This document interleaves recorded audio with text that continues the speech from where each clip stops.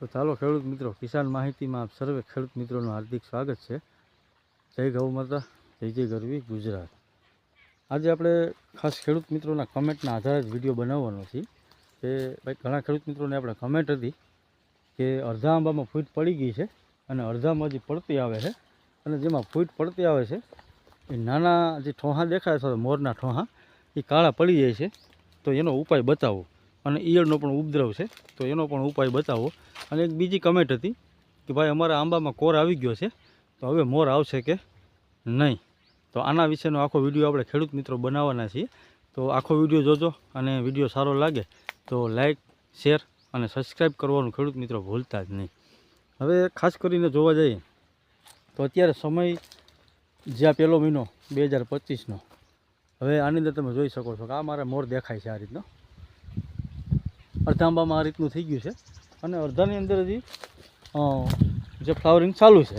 ટૂંકમાં ફૂટ તો બધા આંબાની અંદર પડી જ ગઈ છે, કારણ કે પહેલા મહિનામાં લગભગ જે કાંઈ બાકી રહી ગયું હોય એ ખેડૂત મિત્રો ડરવાની જરૂર નથી. ફૂટ પડી જાય, તમે જોઈ શકો છો. આમાં કોર આવી ગયો હતો છતાં પણ જો ફૂટ પડી ગઈ, એટલે પહેલા મહિનાની અંદર ફૂટ 100% પડી જ જાય.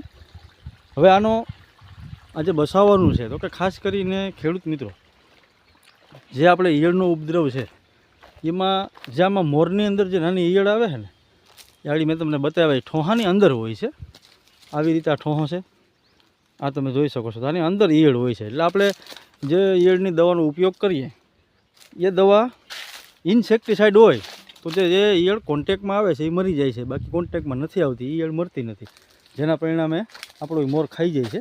એટલે આપણે એમાં ઇન્સેક્ટિસાઇડ અને સિસ્ટમેટિક જે લખેલું આવે છે દવાની અંદર, તમારે ઈયળની કોઈ પણ દવા તમે કંપનીની લઈ લો, સારી કંપની ઈયળની દવા લેવાની છે ખેડૂત મિત્રો. અને એમાં તમારે ખાસ એક જોવાનું છે કે ઇન્સેક્ટિસાઇડ અને સિસ્ટમેટિક, ટૂંકમાં દવા સિસ્ટમેટિક હોવી જોઈએ. ઇન્સેક્ટિસાઇડ એટલે કે જે કોન્ટેક્ટમાં આવી ઈયળ મરશે, બાકી મરશે નહીં. અને સિસ્ટમેટિક એટલે કે જે આ તમારા પાંદડા છે તો એની અંદર ઉતરી જાય, અથવા તો મોરની અંદર ઉતરી જાય, આવા ઠોહાની અંદર, અને ઈયળ ખાય એટલે મરી જાય. એટલે આવી દવા તમારે ઈયળના ઉપદ્રવ માટે યુઝ કરવો, એટલે ઈયળનું તમે નાશ આંબાના મોરની અંદર કરી શકશો, અને મોર એકદમ સ્વસ્થ થાય છે. હવે બીજો પ્રશ્ન ખેડૂત ભાઈનો હતો કે ભાઈ મોરો આવી અને કાળો પડી જાય છે. આ પ્રશ્નનો જવાબ પણ હવે ખાસ કરીને ખેડૂત મિત્રો ફૂગના કારણે થતો હોય. કાળી ફૂગ હોય, સફેદ હોય, ખાસ કરીને અત્યારે કાળી ફૂગનો ઉપદ્રવ હોય છે મોરની અંદર. હું તમને બતાડું કે આ ટાઈપની તમારે પણ ફૂગ હશે, એટલે એના માટે પણ આપણે સારું ફૂગ નાશક વાપરો. આ તમે જોઈ શકો છો, આ જો આમાં મોર કાળો દેખાય છે, એટલે મેં આમાં દવાનો છંટકાવ કરી દીધો છે, એટલે બહુ કાંઈ ચિંતા જેવું છે નહીં. એટલે ફૂગ માટે તમારે ખાસ કરી અને ખેડૂત મિત્રો એક તો કોપર ઓક્સીક્લોરાઇડ કરીને આવે છે, બહુ સારું ફૂગનાશક આવે છે, સારી કંપનીનું કોપર ઓક્સીક્લોરાઇડ લેવાનું છે. અને એને તમારે પંપ દીઠ 40 ગ્રામ નાખવાનું છે, 15 લીટરના પંપનો માપ છે આપણે. અને ઈયળની કોઈ પણ દવા હોય, જો તમે અલગ કંપની સારી કંપની લ્યો તો તમને એગ્રોવાળો એનો માપ પણ આપી દે. એટલે એ તમારે નો ફૂગનાશકમાં વાપરવું હોય કોપર ઓક્સીક્લોરાઇડ, તો એના બદલામાં તમે કાર્બન ડાઇઝમ અને મેકોજેબનું જે મિશ્રણ આવે છે, જે સાફ કરીને પાવડર આવે છે, એ પણ સારું કન્ટેન આવે છે, અને ફૂગનાશક તરીકે બહુ સારું કામ છે. તો એને પણ તમે યુઝ કરી શકો. તો એનો પણ માપ 15 લીટરના પંપમાં 40 ગ્રામ તરીકે તમે એનો યુઝ કરી શકો. એટલે આવી રીતે આ ફૂગનો પણ કંટ્રોલ થઈ જાય ખેડૂત મિત્રો, પ્લસ કે જે ઈયળનો ઉપદ્રવ છે એનો પણ કંટ્રોલ થઈ જાય. અને હવે ખેડૂત મિત્રોનો ત્રીજો પ્રશ્ન હતો કે ભાઈ જે ગળો, જેને આપણે ગળો કહીએ, જે ગળો આવી ગયો છે અને મધ્યાના ડેંગા પણ છે, જેને આપણે મધ્યાના ઘોડા પણ સાદી ભાષામાં કહી શકીએ. તો જે ગળો છે ને એ મધ્યાના, ખરેખર મધ્યો આવે પછી જ ગળો આવે ને, જેના પરિણામે એ મધ્યો એનું મલ છોડે, જે આપણે મધની લાર જેવું હોય, અને એના કારણે પછી પાંદડાની અંદર છોડે, એટલે પાંદડા આપણા એકદમ કાળા થઈ જાય આંબાના. આ તમે જોઈ શકો છો. મારે એ નથી પ્રશ્ન, કારણ કે મેં અગાઉથી આનો છંટકાવ કરી દીધો હતો, અને મારી યુટ્યુબ ચેનલમાં પણ મેં અગાઉથી આનો વિડીયો મૂકેલો છે ખેડૂત મિત્રો. એટલે જે એનો મલ થાય અને એ ફૂગ કાળી ફૂગ તરીકે પ્રવેશે, એટલે આની જે આંબાની પ્રકાશ સંશ્લેષણની પ્રક્રિયા હોય એ બંધ થઈ જાય, અને પરિણામે આપણો આંબો એકદમ મુરઝાઈ જાય અથવા નબળો પડતો જાય, અને જે તમારી આંબાની અંદર કેરી આવે એ પણ એકદમ કાળી થાય અને મહીવાળી થાય, એટલે એનો પણ પરિણામે આપણે ભાવ ન મળે. તો એના માટે ખાસ કરી અને ખેડૂત મિત્રો તમારે કઈ દવા યુઝ કરવાની છે, તો મધ્યાના ડેંગા માટે તમારે ખાસ કરી અને ખેડૂત મિત્રો ઇમિડા ક્લોરફિટ, જે 70% WG ફોર્મમાં આવે છે, અથવા તો 70% વાળી હોય તો પણ હાલે, પણ 70% વાળી હોય તો વધારે સારું, કારણ કે વધારે એટેક મધ્યાનો હોય તો 70% વાળીને તમે યુઝ કરો તો મધ્યો નાશ પામી જાય. હવે તમારે એને ઇમિડા ક્લોરફિટ 70% WG ફોર્મમાં જે આવે છે એને તમારે 15 લીટરના પંપની અંદર 10 mlથી માંડી અને 15 ml સુધી તમે નાખી શકો. વધારે નાખવાની જરૂર નથી, કારણ કે 10 mlમાં પણ મધ્યાના ઘોડા નાશ પામી જાય અને ગળો પણ વયો જાય. એટલે આવી રીતે આપણા ખેડૂત મિત્રોના 3 પ્રશ્નો હતા.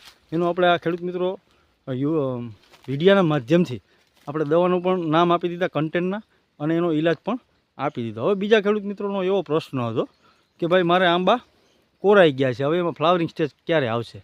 તો ખાસ કરીને ખેડૂત મિત્રોમાં ડરવાની જરૂર નથી, કારણ કે અમુક સમયે જે આંબાની અંદર કોર આવવાનું એ આવે જ.